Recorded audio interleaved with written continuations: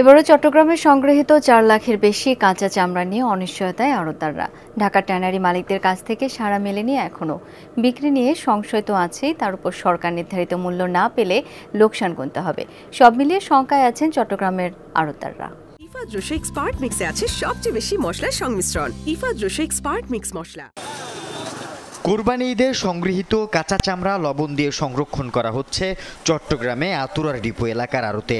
এখন পর্যন্ত সংগ্রহ করা 4,06,850 পিস চামড়ার মধ্যে 3,44,750 পিস গরুর, 10,500 পিস মহিষের এবং 51,600 পিস চামড়া ছাগলের। প্রতি বছরের মতো এবারও এসব কাঁচা চামড়া নিয়ে অনিশ্চয়তায় আড়তদাররা, কারণ চট্টগ্রামে শুধুমাত্র একটি ট্যানারি, ফলে বিক্রির জন্য ঢাকার ট্যানারি মালিকদের দিকে তাকিয়ে থাকতে হয় চট্টগ্রামের আড়তদারদের। কিন্তু এখনও কেউ যোগাযোগ না করায় উদ্বিগ্ন তারা। বাণিজ্য মন্ত্রণালয়কে অনুরোধ জানাবো, চামড়া বিএসআর বিক্রির টাইমে যেন ওনাদের যে দামটা বেঁধে দিয়েছে ওই দামে যেন একটু মনিটরিংটা করেন। এই গত কয়েক বছর পর্যন্ত আমাদেরকে দাম দেয়, কিন্তু সেই দামটা আমরা টানাই মালিক থেকে পাই না, মানে না পাওয়ার কারণে আমরা রোকসানা খাই। ঢাকার বাইরে প্রতি বর্গফুট গরুর চামড়ার মূল্য নির্ধারণ করা হয়েছে 60 টাকা।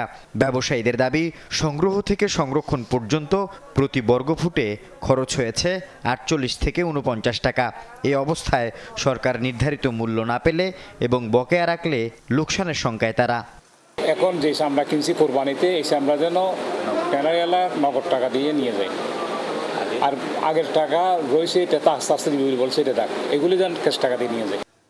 গত কয়েক বছর ধরে চামড়ার বাজারে দরপতন এবং ট্যানারি মালিকদের বিল বকেয়ার কারণে চট্টগ্রামে এই ব্যবসা অনেকটাই সংকুচিত। সব ট্যানারি বন্ধ হয়ে গেছে, ব্যবসা ছেড়েছেন অনেকে। অনেকটা ট্যানারি টাকা নিয়ে ঘুরাঘুরি করে ঠিকমতো পেমেন্ট করে না। এইদিকে আমাদের সরকারের এই ব্যাপারে কোনো আমাদের টাকাগুলো পাওয়ার কোনো উদ্যোগ নেই।